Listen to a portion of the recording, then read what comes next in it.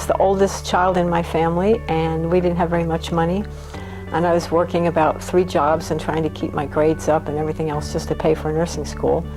And the recruiter came in and offered us a salary of $47.75 a month, which was a whole lot of money to me, and the promise that we could see the world, so I signed up. I served in Vietnam, and I served at the 24th Evacuation Hospital in Long Binh, Vietnam. My time in the military was, the war was pretty awful, but I met some wonderful people, and so life is that way. You have positives and negatives, and you learn from the negatives and you carry on.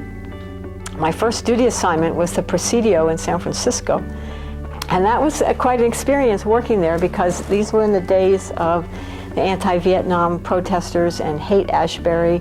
Marijuana was just coming into style. So every day as our bus came into the Presidio, these protesters would stand up and throw flowers at us and throw out the peace sign and holler at us anti-war things. So especially being someone who was pretty much of a pacifist, that was hard for me. It really solidified in my mind, though, why I was doing this. And then one day I got my orders, and so I went home to visit my family. My father was a World War II veteran, and he was extremely upset about me leaving, and that was a very hard departure. And then I flew back to San Francisco and went to Travis myself to board my plane, and the plane had 200 and some odd GIs on it and 4 nurses, and they sat us up front, and we in the very front row, and we went via Hawaii, and I can remember we got off the plane and the air was so warm and moist, and it smelled like plumerias. It was wonderful. And then the next place that we landed was Tan Son Nhut. Coming home was really hard because the people in the United States were very divided about our war. I had to wear my uniform in order to get a free ride home on an airplane, and I got spit on in the airport and called some pretty nasty names. And that was when it really hit me that what had been going on. I'd been away for 366 days, and we would get newspapers over there and a few radio things on the radio station, but we really didn't know the strength and the grasp of the people that were so anti that war. And to blame those of us that were there doing our duty, to blame us for what had come down from Washington, was really hit me. And that's been a big issue ever since.